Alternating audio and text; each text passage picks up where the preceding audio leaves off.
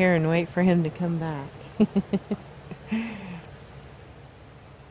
Here he comes. Here he comes.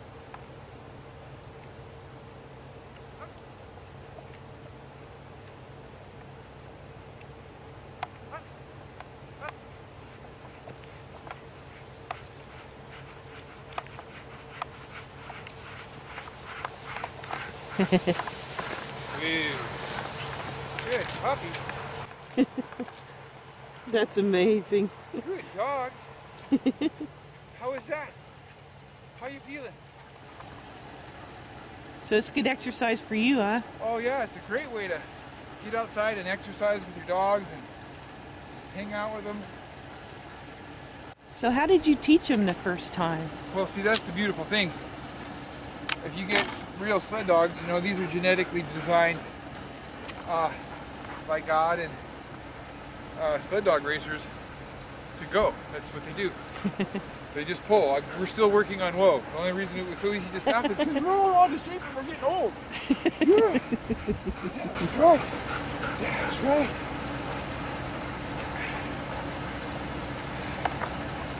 You guys want some water? I know I do.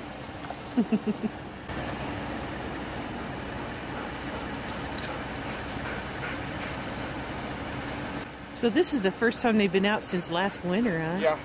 Wow. I bet they were happy. Oh man. You know, it starts getting colder, and they just start to get really randy. You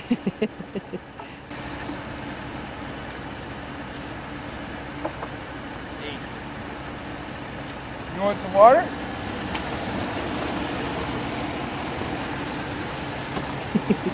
You had to tie him to my truck.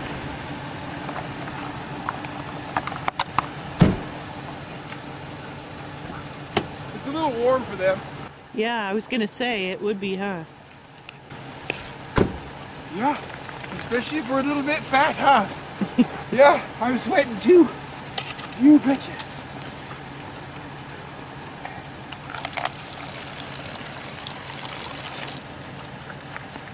Good dog. So that was about a mile you did, huh? Yeah, I'm just guessing. Probably better than a mile, really. Or all the way around Beach Lake here. Mile and a quarter-ish. Right? Yes, good. So you said something about how they took off and you found them a day and a half later? Oh, it was horrible. Up at the dog track, not on the official side, but on the left side, that takes you out towards Fort Richardson. I'd been running them a little more than usual, and it was, you know, February, and they were really, really strong and in shape. Uh-huh. And I had them in my hand, that critical spot where I disconnected the truck and had to snap them into this thing here, and I just have them in my hand. They hit it so hard I couldn't hang on to them, and that's saying something because I'm used to hanging on to them. Right. Not many people can. I'll blow my own horn there. I know to keep a grip on the doggies. Yes.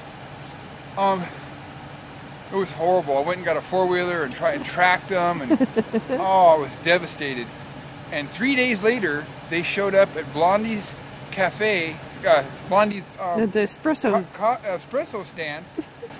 Had gotten into their garbage and tore it all up, and were sleeping in their garbage, still in their harnesses. Had drugged my gear for so long the snaps were flat on the sides, and the line was all tattered. I mean, they crossed the freeway. Kind of makes you wonder what they did the whole time, Oh, huh? they had a blast. But they were sore and lonely and forlorn looking when I. Oh, I bet, and hungry. So, and I called the animal shelter and I called all the veterinary centers, and I was looking along the freeway. It was terrible. And so the Blondies called Ravenwood Veterinary Center, and Ravenwood housed them. And you know, there's a pretty good network if you lose your animal. Yeah, there is. So the animal shelter said, yeah, there are a couple big brown huskies with the remainder of some gear. I said, yeah, that's them at Ravenwood Veterinary Center. So I bought 2 big coffee cards at Blondie's and went down to Ravenwood and handed them out to everybody. And these were 2 tired, foot sore. Their nails were rubbed down to pretty small. I didn't have to clip them for a long time. just dejected. Because at first it's, yay, we're free, let's go check out the whole world, Right. you know, and chase rabbits and be dogs, you know. But after a while of that, it's like, man, where's Daddy and where's my kennel?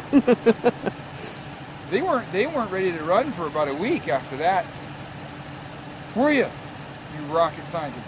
Now, if you lose just one, the other one will blow by every 5 minutes or so. He'll go make a lap and come visit. You know, he won't go very far. But if you lose them both at the same time, they go for a runabout.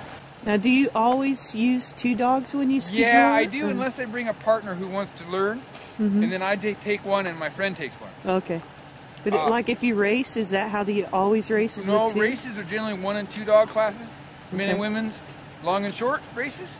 However, in Fairbanks, I think they have a 3 dog class and maybe a 4. Oh. Which I'd be very interested in. That would be a fast run. For years, I wore a helmet, and one of my ski poles was a aluminum shafted hockey stick with a piece of aluminum on the end of it to drag. Because not all trails are a big lake. You know, you go taking off in the middle of the night down some snow machine trail around here, it can get really interesting with these 2. But they've gotten a little slower. Maybe I've gotten a little heavier. So we don't really have to gear up like we're racing or nothing, do we? We just go play, don't we?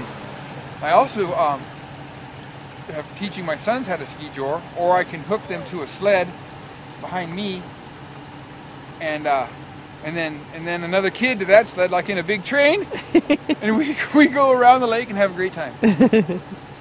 Well, what do you think, guys? I want to go around one more time. Are you guys done panting? Are you guys panting? Do you want a snack?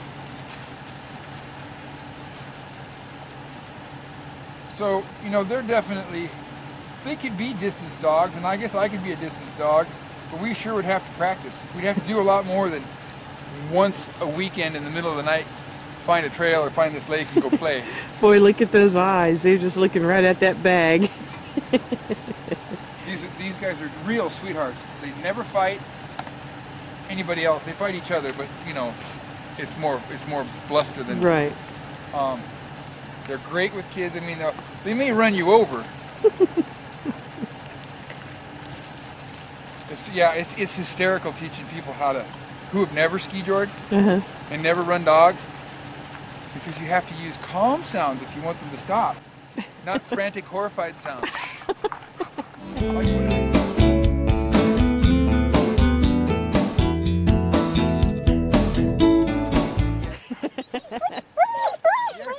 I know. Whoa! No. You're not ready for that and weigh 200 pounds? You're gone. You're just on your face. If this clip isn't clipping like it's not clipping now, okay. We're gonna need some ski poles. Okay. Good dog.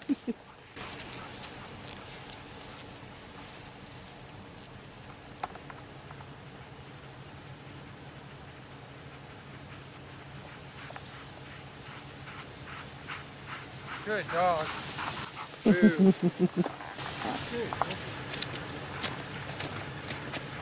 Good boy.